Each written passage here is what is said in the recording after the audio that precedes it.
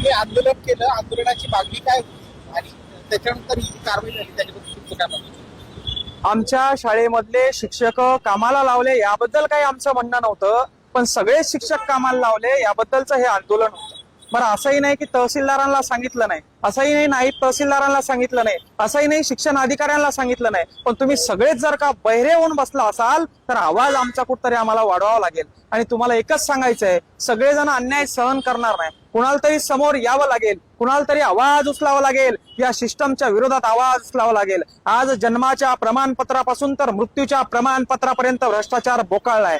या अधिकाऱ्यांना मी बोललेले एवढं जर का झोंबलं असेल तर स्वतःची वर्दी बाजूला ठेवून एखाद्या तहसील कार्यालयामधून एका दिवसामध्ये तुमचा अर्ज मंजूर करून आणावा किंवा तुमचा एखादा विनंती अर्ज रस्त्याचा मंजूर करून दाखवावा. तेव्हा सांगेल की शासन प्रशासन व्यवस्थित काम करतंय म्हणून.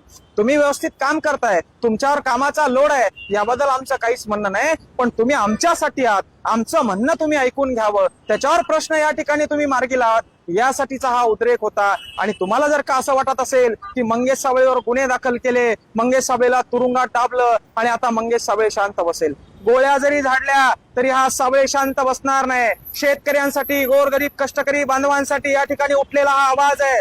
माझ्या वावरातून समृद्धी महामार्ग जाणार आहे आणि 100-150 एकर जमीन मला घ्यायची आहे म्हणून राजकीय पुढाऱ्यासारखा आवाज हा नव्हता. किंवा मला एखादं टेंडर पाहिजे, एखाद्या संरक्षण भिंतीचं, एखाद्या रस्त्याचं टेंडर पाहिजे म्हणून हा आवाज नव्हता. माझ्या लेकरांच्या शिक्षणाच्या भविष्यासाठी हा आवाज होता. आणि तुम्ही आम्हाला फुकटची रेवडी देऊ नका, तुम्ही आम्हाला फुकटचं ज्ञान वाटू नका, पण आमच्या लेकरांना व्यवस्थित शिक्षण सिस्टम द्या, शिक्षणचा बोजवारा वाजवू नका. त्यासाठी उठलेला हा आवाज होता, त्यासाठी उठलेला हा उद्रेक होता, एवढंच या ठिकाणी सांगेल.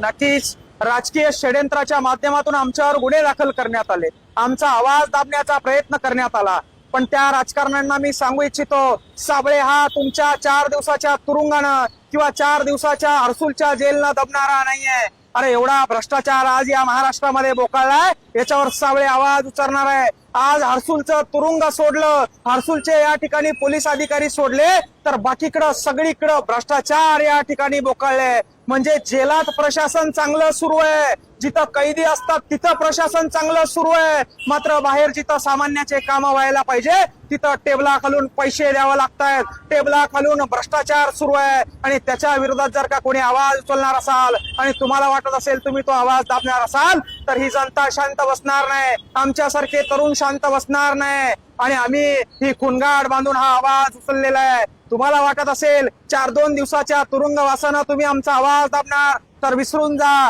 शेवटच्या श्वासापर्यंत या मातीसाठी हा मंगेश साबळे लढत राहणार आहे, लक्षात असू द्या.